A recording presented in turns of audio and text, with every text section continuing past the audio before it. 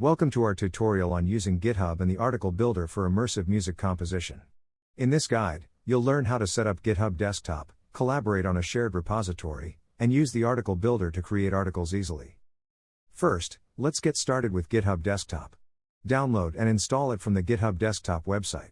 Once installed, sign in with your GitHub account. If you don't have one, you'll need to create it on the GitHub website. To collaborate on our project, you'll need to be added as a collaborator. Please send your GitHub associated email to your instructor, and they will send you an invitation to join the correct repository. After accepting the invitation, open GitHub Desktop, go to File, then Clone Repository. Choose the BYU-ElecMusicStudio /ImmersiveMusicComp repository from the list and select where to store the project files on your computer. Click Clone to download the repository to your local machine. Take a look at these files, and be sure to be careful about any changes you make to them. Now, let's talk about the article builder. Adding articles and other content to our web page requires knowledge of the Markdown format, as well as some other specifics involved with the Jekyll and GitHub Pages workflow. But don't worry too much about this, because the article builder will do much of this for you. Your instructor will also be sure to help you get your content onto the website whenever you're not sure how. To add an article to the site, you simply need to use the article builder. You'll find it in the article builder folder within the repository. Simply open the index.html file from this folder on your local system. It runs locally on your computer. In the article builder, you'll find fields to enter your article's title, authors, date, and other details. Use the editor to format your article.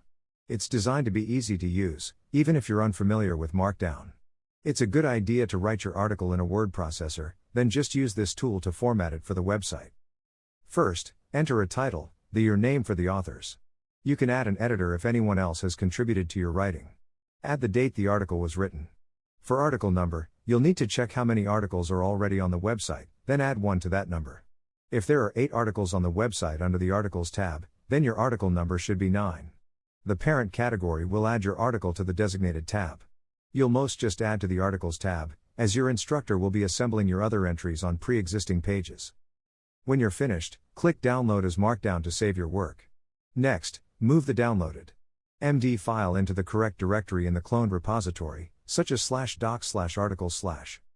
Finally, you'll need to upload this to the repository so that everyone has the same updates. To do this, go to GitHub Desktop and be sure to click Fetch Origin first. This will download any other changes made by other students or your instructor. Then, enter a description for your change and click Commit. Finally, you'll need to click Push in order to complete the upload to the repository. That's all for this tutorial. You're now equipped to use GitHub and the article builder for your projects. If you have any questions, don't hesitate to reach out to your instructor. Happy composing!